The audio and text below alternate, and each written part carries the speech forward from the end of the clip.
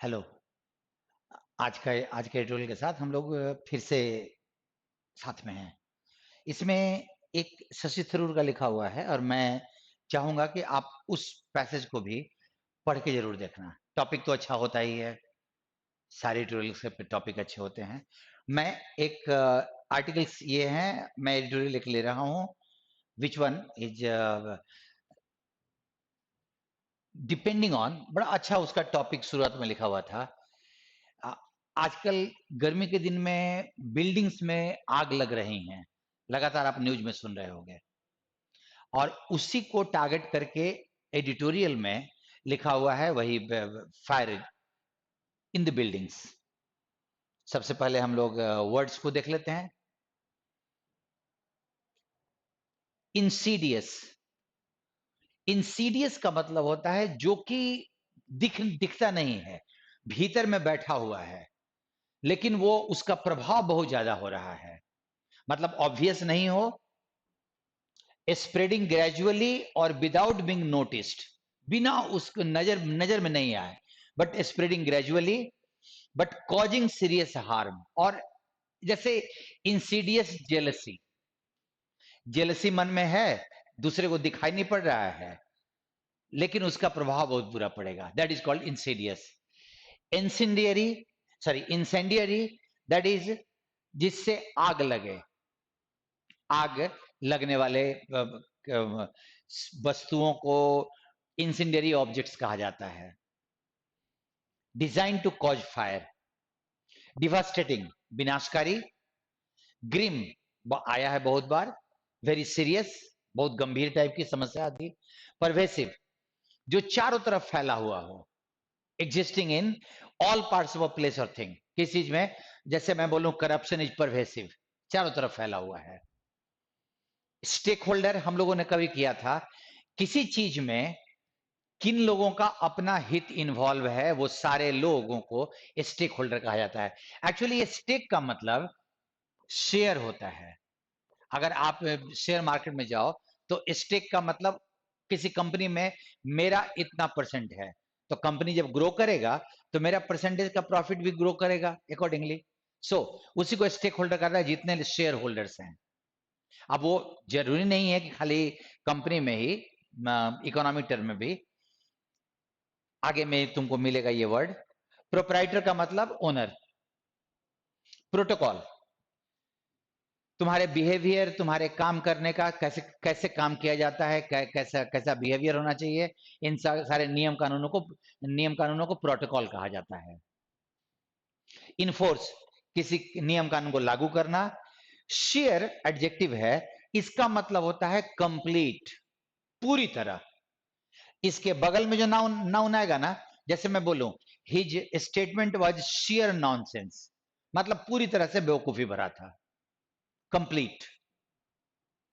Disregard अगर noun के तौर पे लो तो अनदेखापन, लापरवाही, और वर्ब के तौर पे लो तो अनदेखापन करना। अपरेंट दैट इज ऑब्वियस, स्पष्ट। बहुत सारे वर्ड सब रिपीट भी हो रहे हैं ना। हेडवे, ये वाला वर्ड भी आया था, प्रोग्रेस। एलोकेशन जो किसी खास पर्पस के लिए मनी आदि किसी व्यक्ति या ऑर्गेनाइजेशन को दिया जाए, आवंटन हिंदी में बोलते हैं। इतने धन का आवंटन किया गया शिक्षा के मद में, मतलब शिक्षा के हेड पे इतना पैसा दिया गया है, उसी को एलोकेशन कहा जाता है, जिसको नॉर्मल बोलचाल की भाषा में अलॉटमेंट भी बोलते हैं। रिवैम्प ऑर्गेनाइजेशन आदि में बदलाव करना ताकि उसका फंक्शन और अच्छा हो जाए, अच्छा बनाने के लिए उसमें कुछ बदलाव करना। टेलर मेड उसको हम ऐसे चेंज करें कि वो हमारे पर्पस के लिए सुटेबल हो, made for a particular person और purpose and there for very suitable. उसमें वो ऐसा बना हुआ है, जैसे वर्ड के मीनिंग में ही है टेलर मेड। एक रेडीमेड कपड़ा होता है, किसी में फिट आया किसी में नहीं आया, बट टेलर जब माप लेगा तो आपके अपने फिटिंग के अनुसार, आपके बॉडी के शेप के अनुसार वो फिटिंग देता है। That is why tailor made mean fit suitable according to the particular purpose और पर्सन। हैजार्ड खतरा। अपैलिंग एकदम अचंभित करने वाला, शॉकिंग। बिलेटेडली दैट इज देर से, जो बिलेटेड हैप्पी बर्थडे बोलते हैं ना, देर से, उस दिन के बाद। सेट असाइड, कुछ अमाउंट ऑफ मनी किसी खास पर्पस के लिए निकाल के अलग करना कि ये उसी में खर्चा होगा। कफ अप,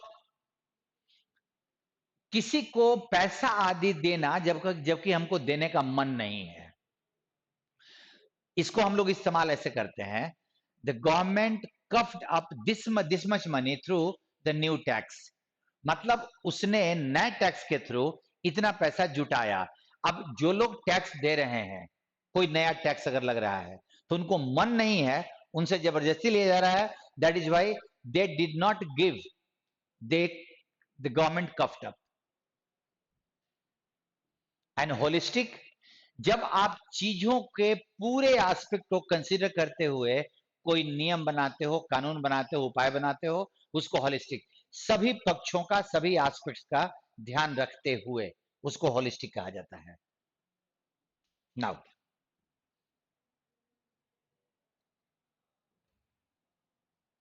टॉपिक ही था इंसीडियस इंसिडियरी, मतलब वो भीतर तक बैठा हुआ भी है और आग लगाने वाला है। India's policy makers must address the threat of building fires, बोल रहा है कि इंडिया के जो पॉलिसी मेकर्स हैं, जो नियम कानून बनाने वाले लोग हैं, उनको बिल्डिंग्स में जो आग लगती है उस पर उनको ध्यान देना चाहिए। एड्रेस का मतलब आपको पता होगा, किसी मुद्दे पर ध्यान देना, उससे निपटना। The devastating fires at a gaming centre in Rajkot Gujarat and a new born nursing clinic in Delhi within 24 hours of each other which left over 30 dead, इन दोनों जगहों पे आग लगी थी, विनाशकारी था, 30 लोगों से ज्यादा की मृत्यु हुई। इज अनदर ग्रिम रिमाइंडर, एक रिमाइंडर है बड़ा सीरियस टाइप का, of one of the India's Insidious threat, एक ऐसा खतरा जो दिख तो नहीं रहा है, भीतर में बैठा हुआ है, बट बहुत सीरियसली वो हानि पहुंचा रहा है। क्या? The pervasive nature of the negligence, negligence, लापरवाही का जो नेचर है ना, वो एकदम चारों तरफ, मतलब चारों तरफ लोग लापरवाही कर रहे हैं। Of the fire safety of buildings by a whole range of stakeholders, जितने भी लोगों के यहाँ फायर सेफ्टी वाली बात है वो भी उसके पार्ट में है, सारे लोग इस चीज को अनदेखा कर रहे हैं। From buildings and proprietors, builders and proprietors, इनसे लेकर टू रेगुलेटरी अथॉरिटीज, जिनका काम होता है उस पर नियंत्रण करना, ये सब लोग अनदेखा कर रहे हैं। वही है pervasive nature of negligence. While the Bureau of Indian Standards has set detailed fire safety protocols, उन्होंने इंडियन स्टैंडर्ड ने एकदम डिटेल में बनाया है प्रोटोकॉल, क्या करना चाहिए क्या नहीं करना चाहिए। In the national building code of India NBC 2016, उन्होंने डिटेल में बनाया है। It is a recommendatory document, recommendation से देखो एडजेक्टिव बनाया, रिकमेंडेटरी डॉक्यूमेंट, मतलब वो डॉक्यूमेंट नियम कानून स्ट्रिक्टली लागू नहीं करता, वो रिकमेंड करता है। As fire services is a state subject, क्योंकि ये जो विषय है ना संविधान में स्टेट के विषय में आता है, राज्य उस पर कानून बनाएंगे। तो सेंट्रल एजेंसी अगर अगर वो कुछ कानून बनाती हैं तो वो रिकमेंडेशन कर सकती हैं, कानून बनाना नहीं बनाना उसके राज्य का काम है। एंड इन्फोर्स्ड, और उसको लागू कहां किया जाता है? म्युनिसिपैलिटी लेवल पे, मतलब शहर के लेवल पे उसको लागू किया जाता है। द शेयर डिसरिगार्ड, कंप्लीट अनदेखापन for India fire safety norms, India के जो फायर सेफ्टी नियम कानून है उसका कंप्लीट अनदेखा किया जा रहा है, is obvious from the opening lines in about fire service background page of the director general fire services website under the ministry of home affairs. इस होम अफेयर्स के मिनिस्ट्री में इनका डायरेक्टर जनरल का जो अपना फायर सर्विस के जो DG हैं, उनका जो अपना वेबसाइट पे जो लिखा हुआ है उसका पहला ही लाइन ये बोलता है कि हम सब लोग डिसरिगार्ड कर रहे हैं। कैसे? क्या लिखा हुआ है?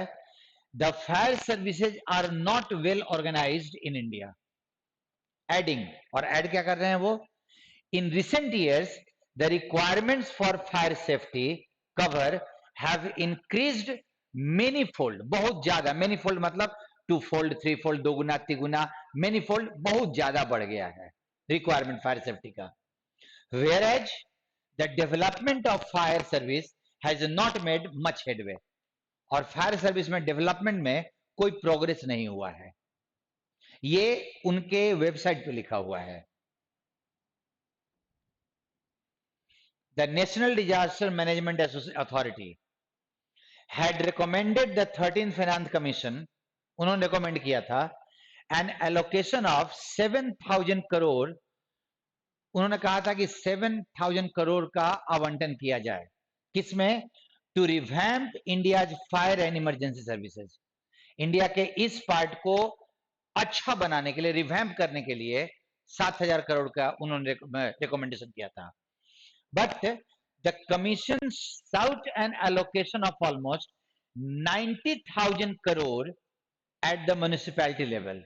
बट कमीशन ने कहा कि फाइनेंस कमीशन ने कि 90,000 करोड़ चाहिए म्युनिसिपैलिटी लेवल पे, recognising the need for a tailor made revamping and restructuring of fire and emergency preparedness.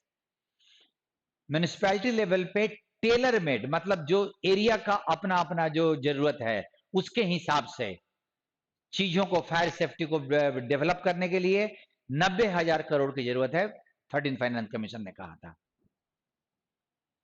A 2019 Home Ministry response to the Rajya Sabha noted that 2019 में home ministry ने क्या बोला राज्यसभा को, that India had only 3,377 fire stations, where when a 2012 national report on fire hazards, खतरा, danger and risk analysis sought more than double that number. जबकि कहा गया था कि इससे दुगना फायर स्टेशन होने चाहिए इंडिया में.